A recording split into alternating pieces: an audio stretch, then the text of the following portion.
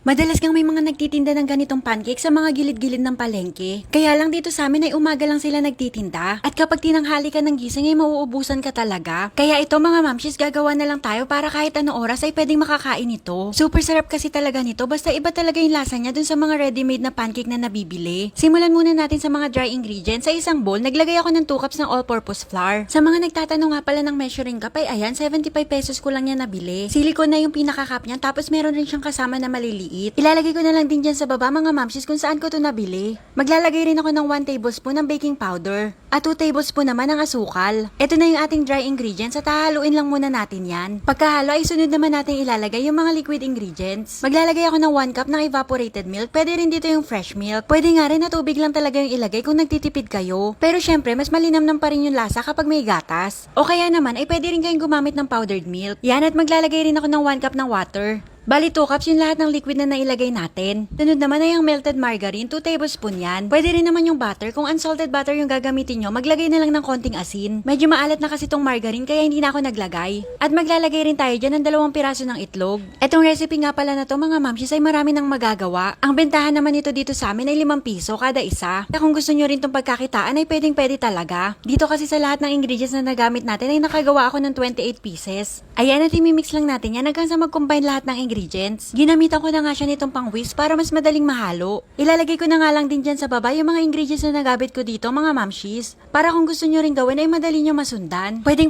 kasi ito sa mga bata at siguradong magugustuhan nila. Kung konti lang naman yung gusto nyo lutuin ay pwede nyo na lang hatiin yung mga ingredients na andyan. Maglalagay nga rin pala ako ng food color. Yellow itong gamit ko. Ito kasi yung madalas na makita kong kulay sa mga nagbebenta dito. Pwede rin kayong gumamit ng asyete dyan. Or yung annatto powder. Basta sa mga palengke or grocery ay meron rin nun. Pero ang gamit ko dito ay itong food color from Neco Philippines. Yan, at i-mix lang natin yan hanggang sa maging smooth na parang ganito. At kapag okay na ang ating pagkakahalo ay okay na yan, pwede na natin simulan ng pagluluto. Low heat ko lang to lulutuin mga mamshis dahil madali lang naman tong maluto. Maninipis lang kasi yung gagawin natin. Ang gamit ko nga pala dito ay non-stick pan. Kung hindi naman non-stick yung gagamitin nyo, pwede maglagay ng konting margarine o kaya naman butter dun sa pan. Bali ayan, naglagay lang ako ng konting mixture tapos pinabilog ko lang siya para mas numipis na rin. Saglit lang to mga mamshis, kapag nakita nyo na nagbababos na yung ibabaw o kaya naman ay natutuyo na ay pwede na yung baliktarin. Yan, basta yung parang nagluluto lang din kayo ng regular na pancake. Kapag binaliktad naman yan ay super bilis na lang din maluto nung kabilang side. Wala pa nga atang 1 minute ay pwede na yan. At eto na nga yung nagawa sa lahat ng ingredients na nagamit natin mga mamshis. 28 pieces yan, super dami na, diba? At para mas masarap naman tong kainin, ilalagyan niya ng margarine sa ibabaw. Yan, pahiran lang natin. Bali one side lang yung lalagyan ko, tapos isasawsaw naman natin yung side na yon sa asukal. Ganito talaga siya kainin mga mamshis at super sarap niyan. Ayan mga mamshis, ganito siya. Mas masarap nga to kung mainit-init pa. Yung nagme-melt pa yung margarine at kapit na kapit talaga yung asukal.